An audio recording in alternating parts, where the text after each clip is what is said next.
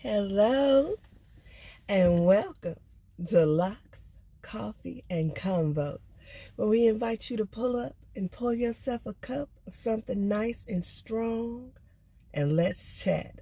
I am back for part 2 of Love is Blind, that hot, sizzling Netflix 3 weeks event. And when I tell you they gave us everything we needed, this is how I'm going to tell you they gave me everything I needed. I'm sipping on water today. I'm still on a caffeine high from yesterday. It was a really great series. If you have not watched it, go and binge it. I'm telling you, if you like reality shows, relationship shows, absolutely fantastic. Absolutely fantastic. I need you to tell me what you sipping on now. I'm a good girl, but I ain't that good. So I'm going to have some French vanilla with probably some butter cookie cream in just a few minutes. I'm on my way into my local Walmart to pick up something, and then I'm headed to get my coffee. But I want to go ahead and get my part 2 of Love is Blind. So I left you yesterday or last time with the couples getting together after the pod. We have the proposals, and we end up with Lauren, Cameron, Carlton, Diamond, Mark, Jessica, Kenny, Kelly, Barnett, and Amber. And the third episode was First Night Together. The fourth episode was Couples Retreat. And then we had Last Night in Paradise, Moving In Together, and Meet the Parents, and the countdown to the I Do. So let me run through that. The couples are all seemingly well matched and happy, except for 2. So I left off last time I talked to you guys with the fact that Carlton had a secret. Ain't nothing like a salacious, good old secret, is it? Well, he has proposed to Diamond. Diamond has accepted, and they are in Mexico. And all the couples seem to be really happy to meet each other, to get to just to get to the good. Just all of them. I mean, Amber and Barnett are just like, they was on 10. They was on 10. Cameron and Lauren seem so pleased. They the fan faves, you know. But Carlton and Diamond. So the energy is off when they meet. They're kind of like in this suite, I think maybe the hotel room or retreat. And he has on his hat that says Daddy. And, she's asking him about it, and he tell her he can get her one. And they kind of have a little banter, and he starts calling her crazy. And we're trying to figure out why. But we know why. The energy is off because we at the pods now. And I got to tell my secret. Well, the secret is that Carlton is sexually fluid. And he has been in relationships, same-sex relationships, when he was younger. And in my mind, I went back and forth with how this should go, because we find out quite early on about the secret in his confessional. But I kept thinking, I said, now, if he gets serious about somebody, shouldn't he tell them while they're still in the pod? But then I think, no, the whole point of this experiment is to get to know somebody, get to make that emotional connection, and then we meet. So I said, well, maybe Carlton is right to just hold this, because if she becomes invested, she really gets to know him and kind of feels like he's her one, and then he gives her that information, she's already invested. So if she was real about it, then it shouldn't matter. So, I was Team Carlton. Let's not tell her in the pod. Now, I'm pretty progressive. I know what sexually fluid means. And I'm not one to judge you on anybody's truth. You do you, let me do me.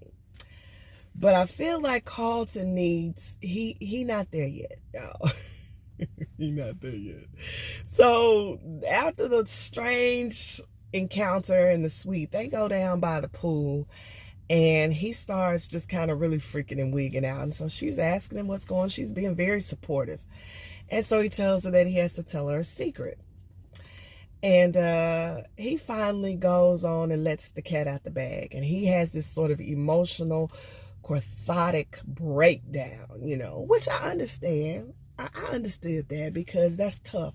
If I really, really like you, I've fallen for you, because that's the whole concept. These people have already fallen in love. And now I got to tell you this, which may cause you to step. So that's enough to get emotional about. That's enough to get emotional about, Carlton. I give you that. But here's the thing. She needs some time to process it, which duh, I would too. So they go off and they go their separate ways, and she, you know, but she sleeps. She said she couldn't sleep that night, and she kind of goes through the whole process, and she comes back the next day and she says she just really, really wanted to talk to him. So now we get back and we down by the pool at the bar, and Carlton is on some other. When I say other, he is on some other. She comes from everybody's perspective in the sane world, and even in the insane world, with compassion. She's coming trying to seek understanding, and from everything we can see, compassion. And it felt like she wanted to continue on the journey with it. Well, he come in wigging out, telling her he don't understand, and she don't understand, and she the only one who was ever treating him like, what? He start calling her out her name, and it just gets to be a hot mess. And he pushes her to what she, you know, she gives it back to him. But it was after he put her in a position to give it back to him, if you know what I mean. So Carlton and Diamond don't make it. We go from 6 to 5. He acted a plum de fool. And my thought behind it is one of two things. First of all, he could have just not been ready. And this was his way of dealing with it. You know, if you're not ready, you go through the process and you think you're ready for this. And then now she's here. She's in the flesh. This is a real thing. And he had to get out of it. He got the perfect exit strategy. I don't know if it's perfect, but he got an exit strategy. Or Carlton needs to do some soul searching. And I'm not saying that Carlton does not want to have happy life, happy wife, 2.5 kids. Just because of his sexuality or his fluidity doesn't mean that that's not what he's seeking, because that's what he said he was seeking. But I think he not there yet. He need to do some soul searching. He don't need to embark on any other experiences until he gets that out of his system. And I'm not saying, again, hear me, that he don't want what he said he wanted. I'm just saying he wasn't ready for what he said he wanted, and he acted a fool. And he owes Diamond an apology. And they say it's gonna be a reunion, and I'm here for it. I can't wait till it drops, because he owes that girl an apology. For real. He acted a fool. But I digress. So they're gone. So that leaves the other 5 couples. And like I said, out of the other 5, I think 4 of those couples are very pleased. Very, very pleased with the outcome. Amber and Barnett, again, smoking hot. Kelly and Kenny seem to be very, very into each other. Gigi and Davian, baby, she tell him. It's been, was it 400 and something days? And she ready to re-engage, if you know what I mean. She had been on a little sabbatical. But Damien is here, and it is time to party. So yeah, she was ready to they got intimate quick. She was her, and I think Amber and Barnett as well got straight to it. Like I said, our premier couple, Lauren and Cameron, they seen it. She said she had never been with someone Caucasian, but she was getting into it, and he was definitely getting into it. Then we had Mark and Jessica. Mark has met what seems to be his dream girl. Yeah. He was pleased. Her, on the other hand, not so much. She said she was not attracted to him. And you know what? I had a sneaking suspicion while they were still in the pods that he wasn't going to be her cup of tea physically. But I wasn't sure. And it's not that he's a bad looking guy. He's young, athletic, but he's a dark, brooding, and he's short.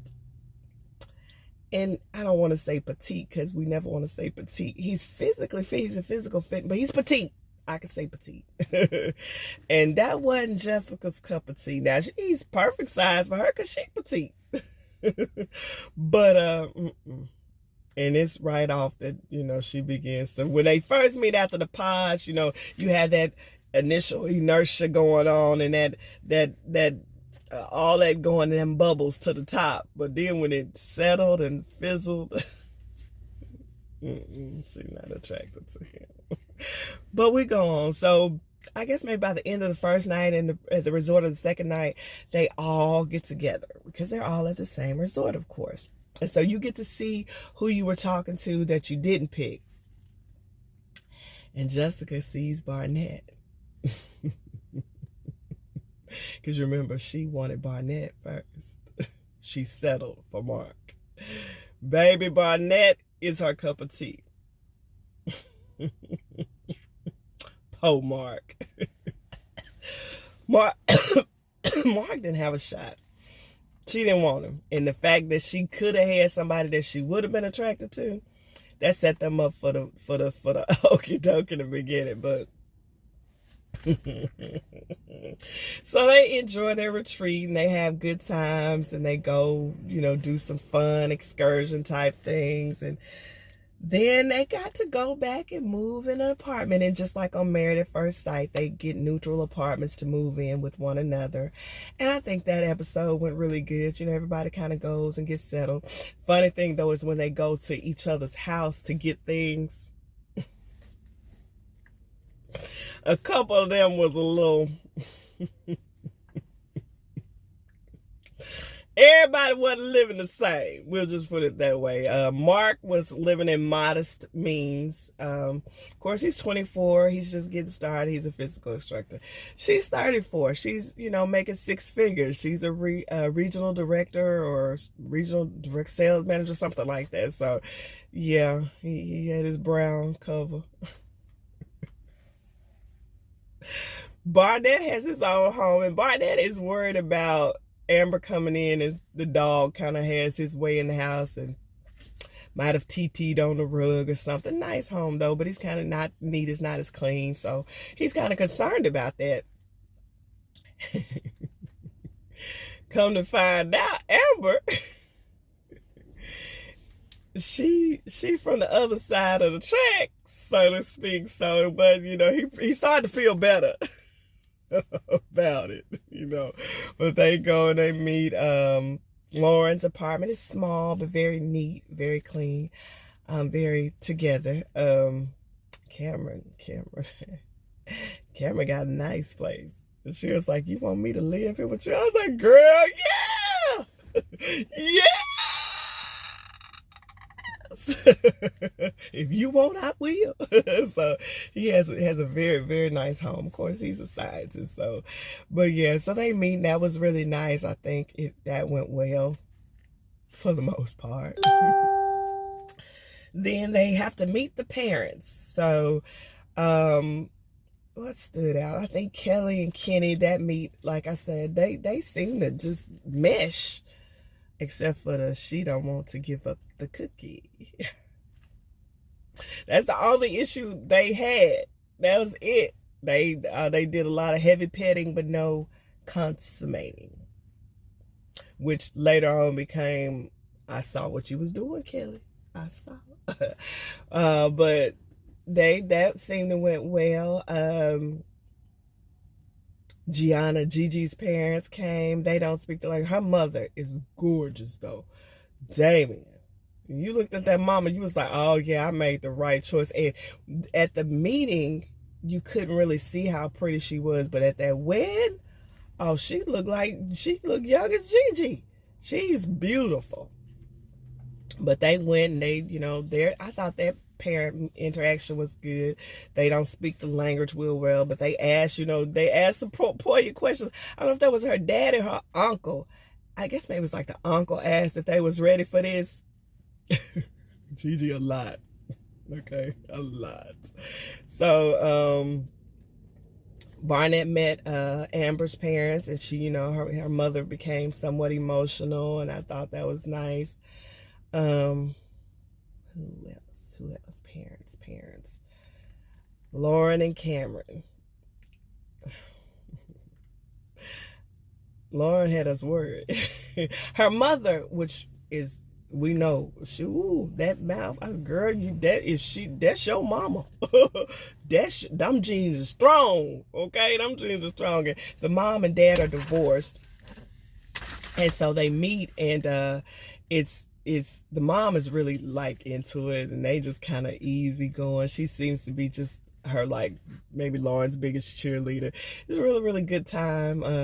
He raps for her. I said, look at you, Cameron. Break out the diversity. Do it for the culture. Or for our culture. He had a little raps. He had been in a little hip hop group in college, and so that went well. But then her daddy. Laura, girl, you had us worried about that daddy meet. I was concerned for Cameron. But she tells her dad is pro-black, and he's of a certain generation. And he had never met any boyfriend, less knowing her white fiance. Cameron seems self-assured. He's like, hey, I can handle this.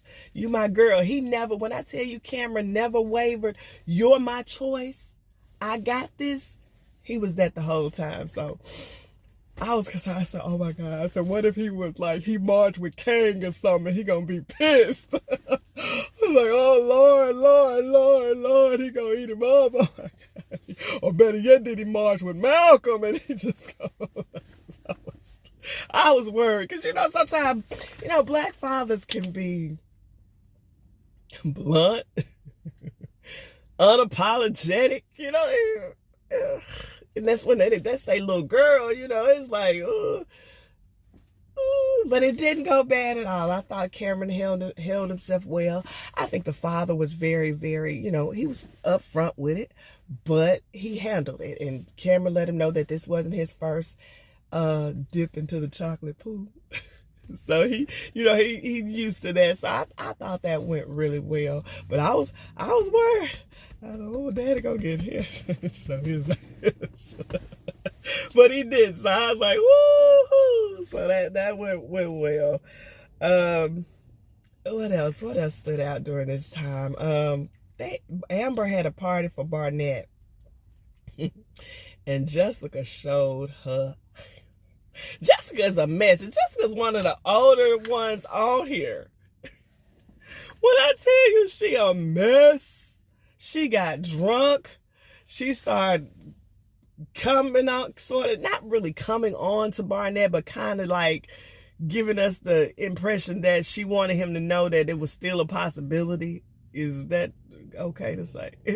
She's a mess. And Amber's was kind of a heavy drinker too, a couple times. But Jessica was a mess. She gets back after doing all that and tells Mark that she was attracted to Barnett. Barnett was her type.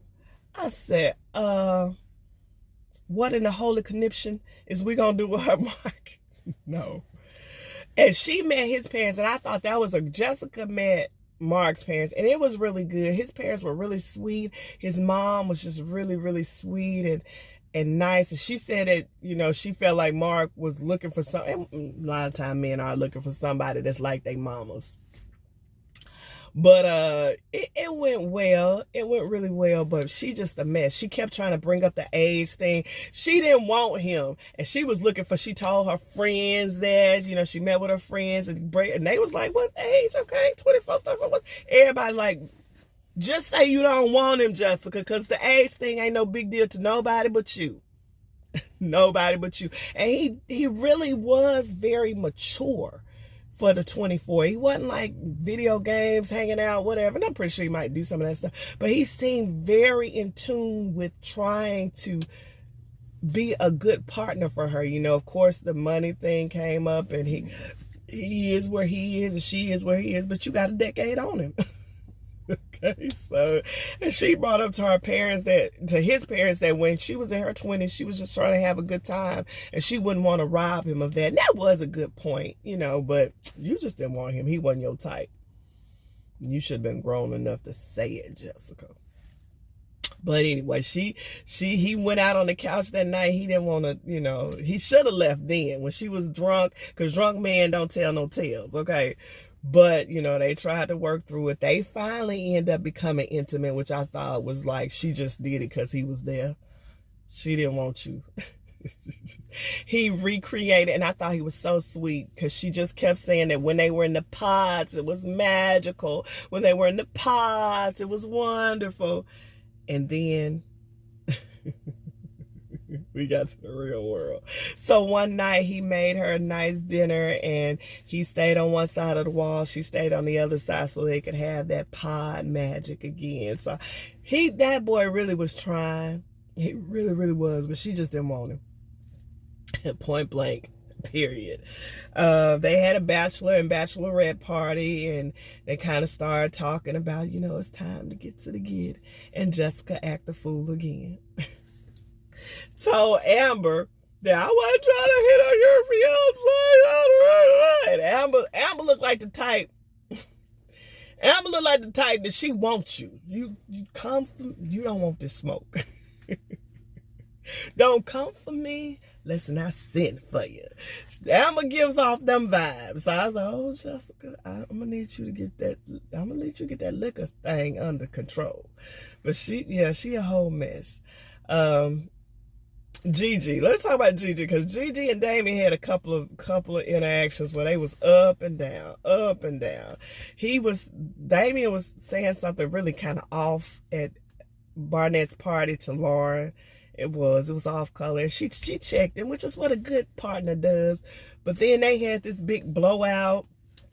She said that her butterflies were starting to leave with Damien. But it was up, down, in, out, hot, cold.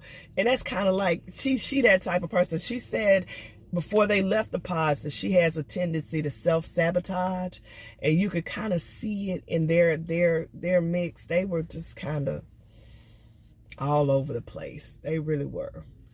But when it came down to right at the moment, we weren't sure what was going to happen. And I know that was the editing of it.